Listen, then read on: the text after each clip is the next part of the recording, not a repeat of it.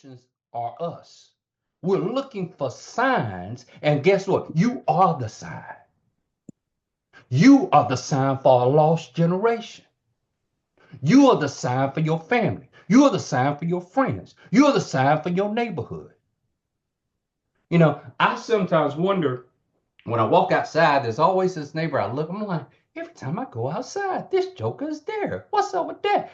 I thought he was following me. I thought he was following me. And then watch this. I asked the Lord I said, Lord, what's up with that? I said, you trying to tell me something with that? And he said, tell me, how do you know the man just doesn't need prayer? Oh, okay. I'm sorry, God. I didn't even think about that. Yeah, right. You didn't think about that. How do you know that you're the one that's not supposed to pray for him? Instead of questioning why he's always in your presence, which he is. God put my mind at ease.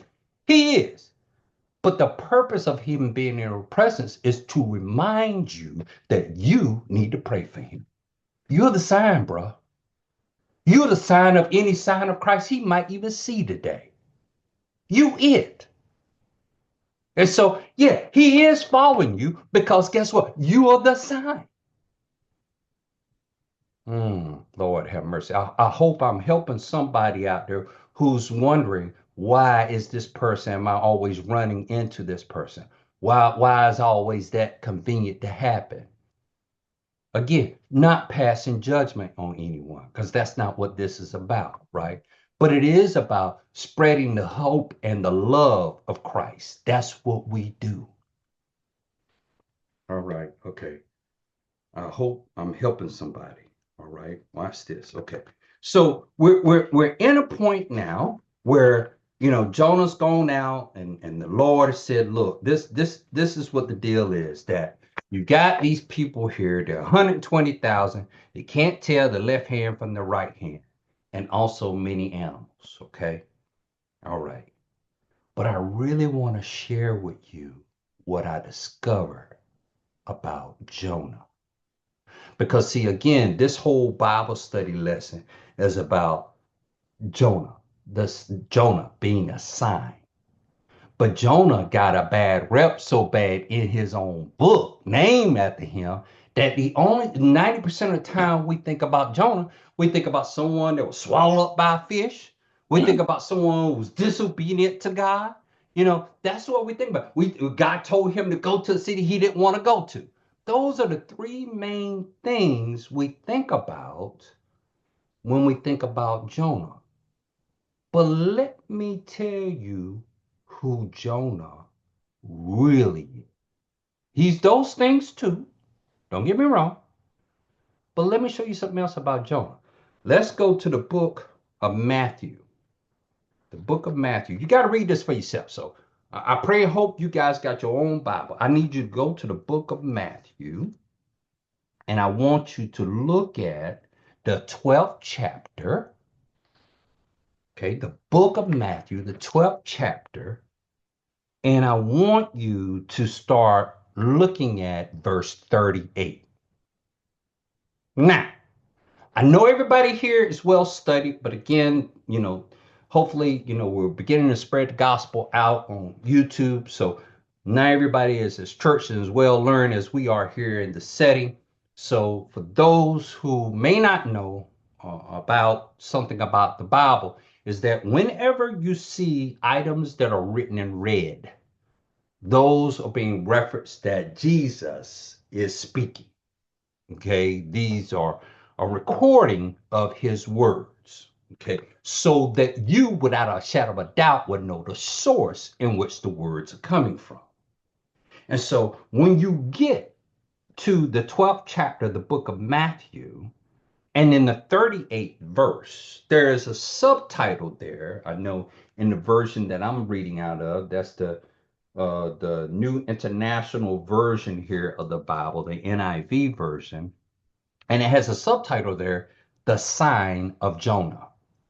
Now, again, I read across this last week as Brother Erickson was teaching us the mighty word, and then my eye just fell on that. I mean, really by accident, because I was like, the sign of Jonah. What do you mean the sign of Jonah? Well, I'm not in the book of Jonah. I'm in the book of Matthew. I'm looking at this and then I see it. But I want to tell you who Jonah was in addition to the things you know about him. Okay, so let's look at Matthew 12, chapter 38 verse. Let's start there. Watch this. Watch this, Dennis. Then some of the Pharisees and teachers of the law said to him, they were talking to Jesus, Teacher, we want to see a sign from you. What? Teacher, we want to see a sign from you. I mean, now think about who you're talking to. You're talking to Jesus. You want to see a sign? Watch this. So Jesus handled that. Verse 39, he says, watch this. He answered, a wicked and adulterous generation asks for a sign. Okay, so he defines who asks for signs.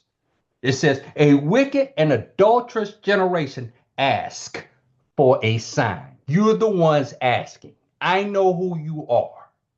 Okay?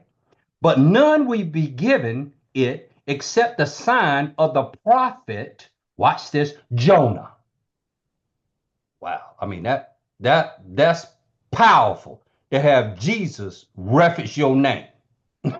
He goes back to them and said, look, you need to check out the book of Jonah. You remember Jonah, that prophet? Okay. He's your sign. Watch this. For as Jonah was 3 days and 3 nights in the belly of a huge fish, so the Son of Man will be 3 days and 3 nights in the heart of the earth. Whoa. Okay, wait a minute. Let me take that in for a second. So, there's no comparison to you, Jesus. But you're saying that just like Jonah was in the belly 3 days and 3 nights, so shall you be in the earth. I mean, that's how important Jonah is what I'm trying to get to. That Jesus references his name. He calls him by his name, Jonah. And he tells them, you come here looking for a sign. Okay, watch this. For as Jonah was 3 days and 3 nights in the belly of a huge fish, so the Son of Man will be 3 days and 3 nights in the heart of the earth. The men of Nineveh, so he identifies who they are, where Jonah was, in that place where God sent him. The men of Nineveh will stand up at the judgment with this generation. Okay, he's telling them, who is this generation? This adulterous, wicked generation. This generation, watch this, and condemn it. Now, I want y'all to think about that for 30 seconds. If Jonah had not gone to Nineveh, would there be anything here for Jesus to talk about? I mean, think about this for 30 seconds. That's how important Jonah's mission was to the world. See, we always reference Jonah as being someone who was disobedient, as being someone who was in the belly of the fish, as being someone who ran in the opposite direction when God told him. We get all that. But let me tell you why God sent the fish to go get Jonah. Because Jonah had a real important mission that could not fail. Because he would serve as a sign to the wicked. Watch this. He would serve as a sign to the wicked that just as Jonah was in the belly of the fish 3 days and 3 nights, so shall the Son of Man be also in the earth, the heart of the earth, 3 days and 3 nights. And then verse 41, watch this. The men of Nineveh will stand up at the judgment with this generation and do what? And condemn it.